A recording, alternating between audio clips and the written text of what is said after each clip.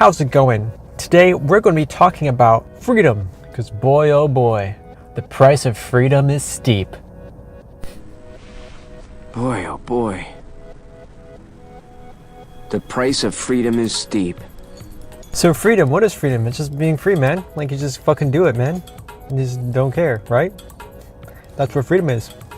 So how much freedom do you have in your life, guys? Leave a comment in the comment section below. Just let me know like how much freedom you actually have and shit. Like, cause like some people have a lot of freedom, some people are getting shit on. I don't know, but you know what I think? We need a freedom dividend. You know what I mean? We need to get everyone that money.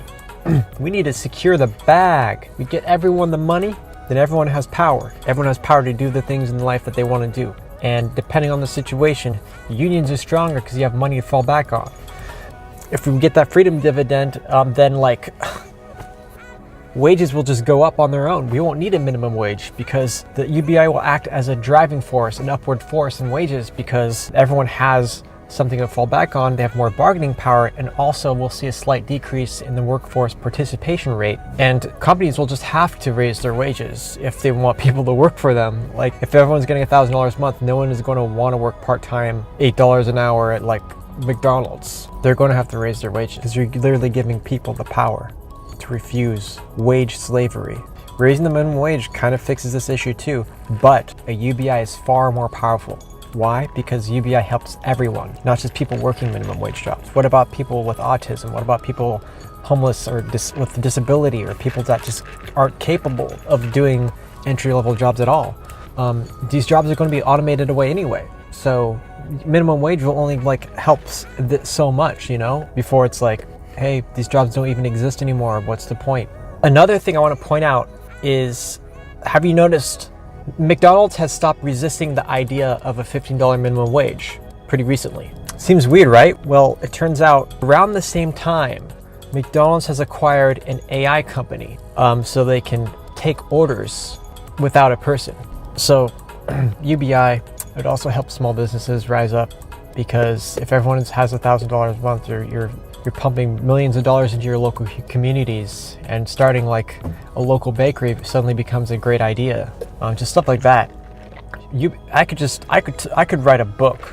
I could fucking talk like 3 hours about why UBI would be great for your local community, or like why UBI just fixes so many things at once. Well, it doesn't exactly fix a lot of things, but it sort of, like Yang says, it creates conditions for these issues to fix themselves.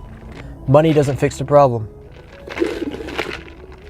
but sure, it makes the problem a lot easier to solve, doesn't it? We got to give people the power. We got to give them that money. We have the money. Like Andrew Yang says, we have the money. We can fucking do this, guys. We can do this very easily. Amazon, Google, Facebook, all these huge tech companies, hit them with that VAT, hit them with that value-added tax, and take that money and give it right to the people.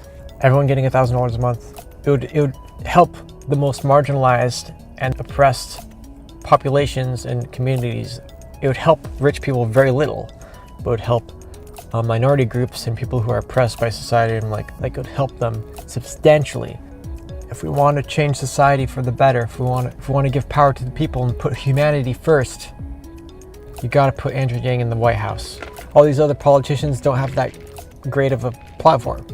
A federal jobs guarantee and $15 minimum wage, those policies kind of goes in the other direction, you know what I mean? Because it continues like this narrative of our value, our human value is determined by our work. Under Bernie Sanders, we'd continue to be inputs to the market, is what I'm saying.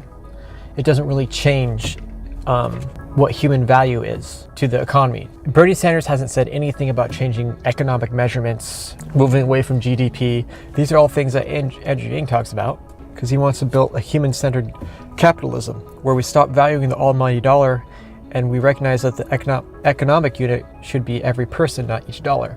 So, you know, if you just look at all the other candidates, their ideas just seem very outdated. And Andrew Yang goes beyond just surface level stuff. He's not about treating the symptoms. He's about completely changing the system and the measurements of the system, so the problems fix themselves. Anyway, I could talk about this forever, guys. We'll have more discussions about Andrew Yang's policy platform, but for now, this is it. going to talk to you guys in the next one. See you guys in the next video. Peace.